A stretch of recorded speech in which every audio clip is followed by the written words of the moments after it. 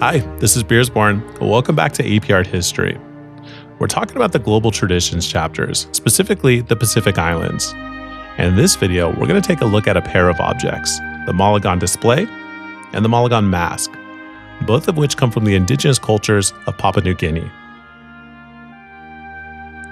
Now let's start with the form of these objects.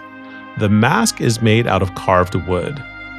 And we see these really exaggerated features, the mouth, the ears, big eyes. We see some inlaid shell in the eye to give it kind of a glossy texture. And one of the most striking features of the Malagan mask is this big elaborate hairstyle. That's made out of plant fibers.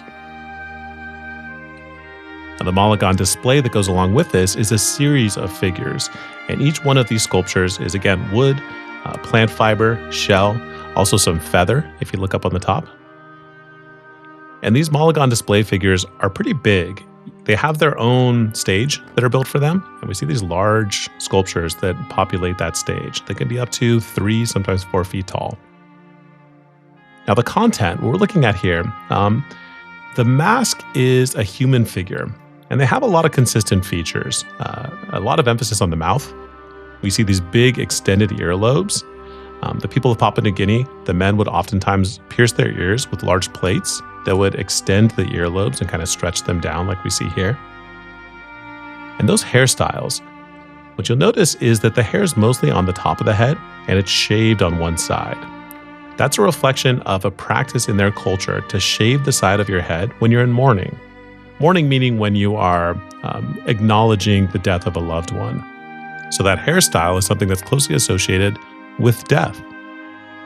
Now, who these figures represent, they're not necessarily meant to be portraits of specific people, but instead they're kind of these larger symbols that represent ideas of ancestors, spirits, and guardians or protectors. Now, the Malagan display, these individual figures are also meant to be larger kind of symbolic ideas rather than specific people. What they represent are symbols for identity, meaning like maybe a specific group within the culture identifies closely with the symbols that are represented by these figures. Oftentimes we see symbols of family included in the Malagan display. And these figures are also closely tied with concepts of death and the spirit world. Now let's take a look at the function of these objects. Both the display and the mask are used in something called the Malagan. And the Malagan is a large, intricate cultural ceremony of the people of Papua New Guinea, and it's meant to honor and dismiss the dead. So if somebody dies, you would hold a Malagan, not only to mourn the loss and to honor them, but also it's a tool that allows the spirit of the dead to move on to the afterlife. Before the Malagan happens, the spirit of the dead are kind of tied in this almost kind of purgatory state, where they can't move on and they're tied to the earth. Now, these Malagan ceremonies were big events.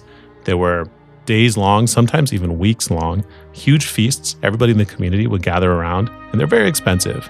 So oftentimes, multiple families would wait until there had been a couple deaths, and then they would have a joint venture where they all chip in to have a big Malagan to dismiss the dead in one big group.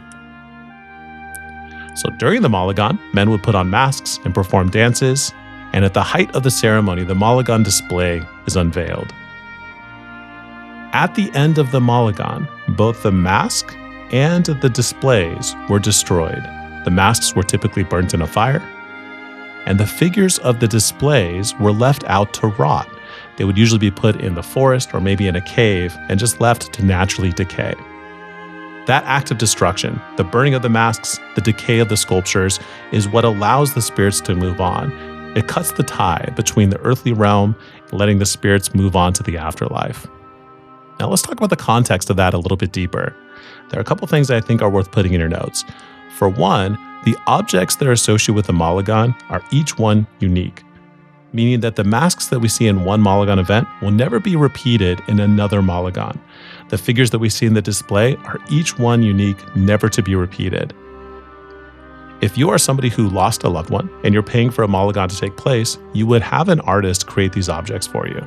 And the act of buying that object not only guarantees you the mask and the display itself, but it also buys you the rights to the way that mask or that display looks. Once they're purchased, the artist can never again repeat the same designs. They can't make a mask that has the same colors or patterns or shapes or textures. The displays, each one has its own unique figure, never to be repeated again.